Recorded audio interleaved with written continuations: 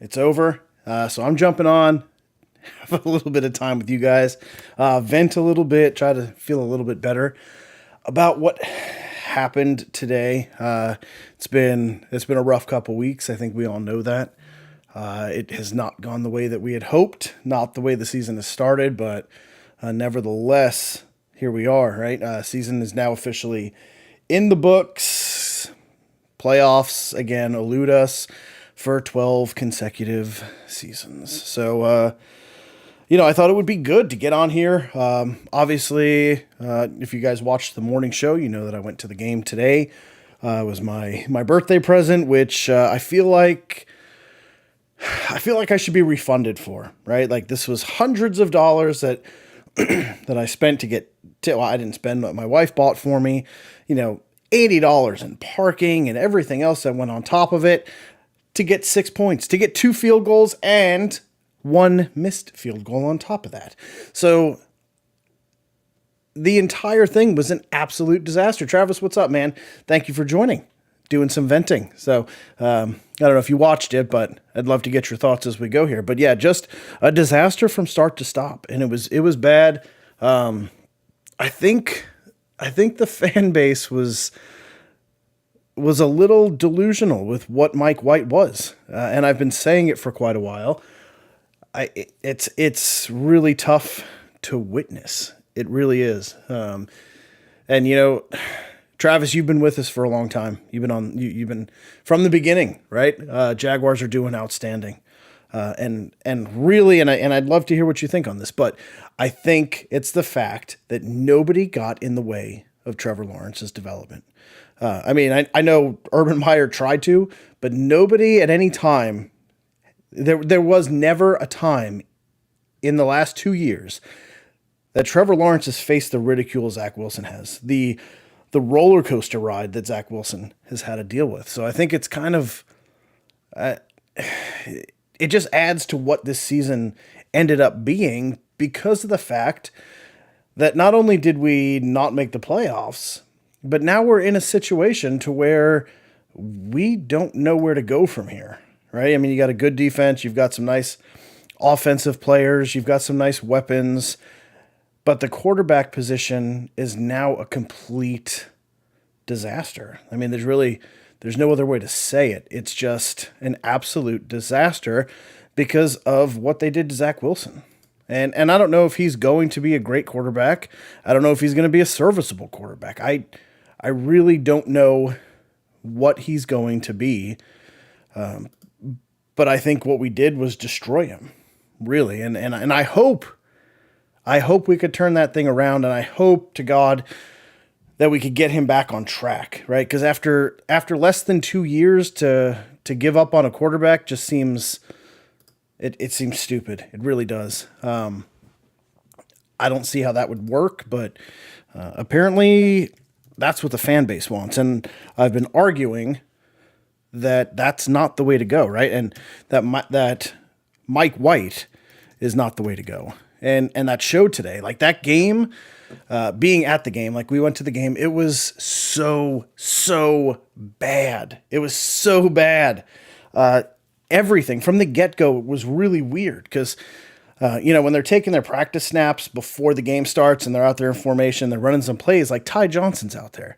And I'm like, why is Ty Johnson taking all the snaps at running back when they're warming up, which I thought was really weird to begin with, and he ended up being tied with 8 carries for the lead, which makes no sense. Michael Carter gets 1 carry for 2 yards in the game. Like the script was weird, and it's just the coaching staff that I think is killing it. It's rough because the offense there's no dynamic to it. It's just this bleh. And specifically, there was a play in the third quarter where it was first down. They just got the ball back. And I look down on the sidelines and I see Denzel Mims, Michael Carter, Braxton Berrios, and Elijah Moore standing on the sideline. And I'm like, what is good? It's first down and 3 of your wide receivers and your best catching running back is standing on the sideline. You look out there, it's Corey Davis and Garrett Wilson and tight ends. It's like I looked over to my wife and said it's a running play. got blown up instantly. The defense knew it was a running play too, lost to 2 yards right out the gate on first down in the second half. It was disgusting. And then, of course, you bring all your wide receivers out. Now you know it's a clear pass play. It was just the play calling has just been garbage absolutely all year. And you're right, Travis. I mean, I've been saying this for a long time and the New York market, I think, is the worst. They want results instantly. They want Joe Burrow or Justin Herbert or Patrick Mahomes to just walk out of college, step right into their uniform, and just start slinging the ball without any flaw. And that's not the reality of it. Like that, and I was talking to John and Jim and those guys about this too. Is like you look at and the Giants are a perfect example of this. And if Jets fans are watching this, like this is how we need to start thinking. Danny Dimes has had 4 years there where nobody has even talked about replacing him. He has gotten 4 years to grow and develop, and he's having a very good year. He's not exceptional. I'm not like saying he's exceptional, but he's had a very good year. Why has he had a good year? Because he's had the time to develop, and people don't like that. Who wants to wait 4 years? But would you rather wait 4 years and have 15 good years, or just go through this every single 3-4 year rotation of drafting a quarterback, failing, drafting a quarterback and failing? Like everybody, Mahomes sat out the first year. Aaron Rodgers sat behind Brett Favre for 2-3 years before he got a snap. Justin Herbert sat back, and if it wasn't for a punctured lung on Tyrod Taylor, he probably wouldn't even have started the first year. I mean, these guys get time to watch, to learn game speed. And I equated it to somebody who runs a family business, a successful family business, getting hired as the CEO of Pepsi. Like, just because you run a family business over here and you're successful doesn't mean that the transition to Pepsi or Coke or whatever you want to say is going to be this smooth transition with no problems whatsoever. So like to expect a 22-year-old or a 21-year-old or a 20-year-old to come out of college and crush it in the NFL it's a fool's game, right? It just doesn't make any sense. And to not allow for the growth, for the struggle, for the pain, for the failures to happen and learn from it and give them time to develop, that this is why the Jets continue to draft quarterbacks every couple years. Boom, in, out, in, out, in, out. Because they're not willing to accept the pain and have the patience to allow failure to occur in order to build a foundation for growth. And that's the really bad part of it, is you have to allow the foundation to be built through failure in order to allow growth to start to be built on top of it. And the expectations have to be that, and they're not. But watching Mike White today, and like I was talking to the guys about, like, I obviously being at the game, I don't see what's going on. I don't get the good camera angles. I had great seats. Upper deck, first row, about the 20-yard line. I could see everything. What I saw, and this is what really killed me, was Mike White was missing wide open receivers. And you probably saw it on TV where he was double and even triple clutching the ball. There were receivers running wild. On the interception, and a couple of close interceptions too, where if he would have thrown the ball a second earlier, there was nobody around. And then by the time he's throwing the ball, he's throwing into double and triple coverages. The second interception was a perfect example of that. He had guys, there was one play, which you probably couldn't see. And it ended up being a first down to Uzama, I believe it was, on the sideline. It was about a 10-yard, 12-yard play. But he had Corey Davis across the middle of the field, and he burnt everybody. There was one safety that was a good 15 yards off of him. There was nobody. If he would have just hit Corey Davis in stride, there's a good chance he's taking it to the house. There was nobody even close. I don't think it showed on TV, but he missed numerous plays. Mike White missed numerous plays where there were wide open receivers cutting across the field and nothing. And by the time he actually threw it, they were covered back up again. And you could tell watching that game. I don't know if you could tell. I'll have to watch it on TV. But the passes were there was nothing behind them. Like watching Mike White's other games, the one thing about it is he could get the ball out quick with some zip to it. Today, everything in person seemed to be floating. Everything seemed to be floating in the air. It was really hard to watch. His decision making was non-existent. He couldn't get out of the pocket at all. Once the pocket started to cave in on him, he had nowhere to go. And especially with the broken ribs, he can't run. So that was even worse. The running game was non-existent again for like the fourth week in a row. But man, I don't know. I was watching Strevler on the sidelines, pacing back and forth, running wind sprints. He's holding his helmet. I thought they were going to put him in because Mike White just couldn't get anything on the ball. It was bad. I mean, things were over people's heads. They were low. They were behind. It was bad. And yeah, I think that's exactly what it is. That those broken ribs, you could take some hits, but can you get torque on the ball? Can you twist and really throw the ball hard? And I don't think so. And it showed, but the fact that like I could see it from the upper deck, but they didn't pull him out of the game, right? Like they pulled Zach Wilson out of the game for struggling, but they leave Mike White in there. I had a hard time with it. And I don't think Strevler's a good quarterback, but the fact that I'm watching a quarterback who can't throw the ball, that raises questions because I'm not a coach and I'm not on the coaching staff, but I can see that the ball's not coming out right. And Saleh even said in the press conference afterwards, like he was kind of off his mark and he wasn't hitting his passes like he normally does and his accuracy was off. But why do you think that is? Because he's got multiple cracked ribs. At some point he talks about you got to protect the player from themselves. What are you doing? Like he hasn't shown you anything in this game to show you that he could do anything. And here we are, late in the third quarter, going into the fourth quarter, it's just getting worse and you just leave it alone. So, with all of that, the game was disgusting. It's been disgusting for the last couple of weeks. It really goes to show you kind of what I was saying with patience. Like you've got to have that patience. I still believe in Zach Wilson. I don't care. Like everybody can pile on. Everybody's been piling on. I think 22 games to call somebody a bust is ridiculous. And I think what they've done to this kid with the up and the down and the in and the out and the faith and the distrust and everything that they've done to him is just ruining him. I would really love to see what would happen. And if you could bring in, and I know this is a huge if you could bring in a Tom Brady for a year and let Zach watch and learn from a true veteran, right? Like somebody who can do this in his sleep at this point. If you can do that, you could let a young guy learn the way that all these other successful quarterbacks have learned.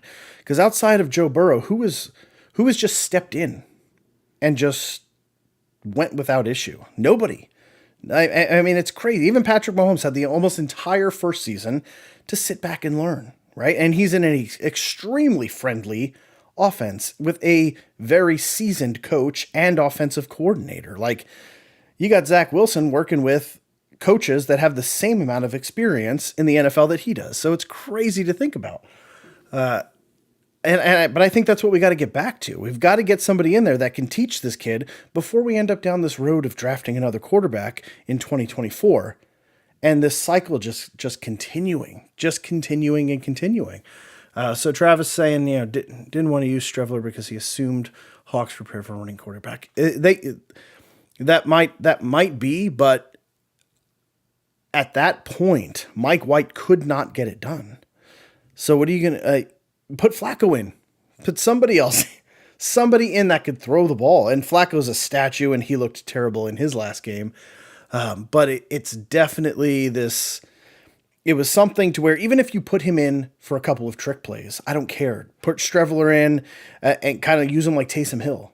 And let him take a couple snaps, run a few, throw a couple, just to mix it up, just to give the defense something to think about. And maybe help Mike White get some lanes to maneuver and get the running game some availability to run. But Burrow did. He had a lot of tough games. And even this year, he's had a couple games that you're just like, whew, where did that come from? Like it just didn't make sense. He's gotten sacked like crazy, like you're saying. Really, really bad overall. lucky that he's even still playing. He's gotten hit so hard and so often that I can't believe, like, yes, he did miss the whole first season eventually, but the fact that he's come back and played so well is great. He's awesome. But I think, like, Jets fans, for those that watch this later on, like, I want to win as bad as anybody else. It's been over a decade of just misery, right? I mean, it's been rough. And Travis, I know you can completely sympathize with this because the Jaguars have been, you had a good, really, really good defense there for a year or two in the middle, but outside of that, it's been pretty rough for you too. So I know exactly what I'm talking about, but I think patience and understanding has got to be the way forward with this. There's no other way. I think so. Yeah. A lot of people talk about, like, oh, we took Sam Darnold instead of Josh Allen. If we would have taken Josh Allen, we would have killed Josh Allen because it took him the first 2 seasons to really get going. It really did. So he was dependent on his legs. He was Justin Fields. Like, what you're seeing Justin Fields do is what Josh Allen was doing in his first and second year. People just forget about that. But the fact that he was in Buffalo and the New York market media was not all over his ass and questioning everything he did gave him the ability and the time to develop. It's the same with Trevor Lawrence in Jacksonville. Nobody talked about it. Like, he came in as a generational talent, as this guy that was going to chain the next Andrew Luck, right? And he comes in and he did not hit the ground running. He did not hit the ground like Burrow, like Herbert, like Mahomes. It took him until, what, 7 games ago, halfway through his second season before things started coming together. But he didn't have the media scope on him. He didn't have the pressure, the continuous weight of everything on him, and they let him work through his problems. They let him fix his issues. They let the speed of the NFL catch up to him. And that was what I think they need to do. And if I'm wrong, please, I mean, I'd love to hear what people think. But I think that's what we need to do with Wilson is we need to give it time. We need to let him be Daniel Jones. We need to give him the opportunities to fail, learn from the failures. It's not going to be an overnight thing, but it's going to get better. It's just going to. Look at Geno Smith. I just had to watch Geno Smith again, the guy we chased out of New York, laughingstock, bust quarterback, back up for multiple teams. Look at him now. He's not exceptional, but he's winning games. He's got his team now a game away from the playoffs, which I didn't think the Seahawks were going to win 2 games this year. And here they are, right there on the cusp of it. He's playing great. He's doing everything he needs to do to win. It takes time to develop in this league, and I think people have to understand that. But I'm going to tell you from, as much optimism as I'm throwing, Mike LaFleur's got to go. Jeff Ulbricht's got to go. Robert Saleh has to change his mindset on how a defense operates. I watched that whole game with 4 and even 3-man rushes every single time. I didn't see a single blitz. I saw one blitz. Everybody fell on top of each other. It was absolutely disgusting. Outside of that, it was 3 and 4-man blitzes the whole time. And what ended up happening repeatedly, and it shows in the stat books, is the tight ends were able to break through, get open for 6, 7, 8 yards, 12 yards, whatever it was, touchdowns, and just pick apart the defense because Geno Smith had 4 or 5 seconds in the pocket before anybody was getting to him because there's no pressure. They have to fix it, and then same on the offense. It's just everything is too vanilla. It's not high school football. You need to outmaneuver the other side, and that's not what's happening. So I really, as much as I would love to see things progress with this coaching staff, I don't think it's there. And I love Robert Saleh. I love how he leads people. I love his positivity. I love his mentality. But he's not adjusting as a coach. And that bothers me. And Mike LaFleur, to me, is just not an offensive coordinator.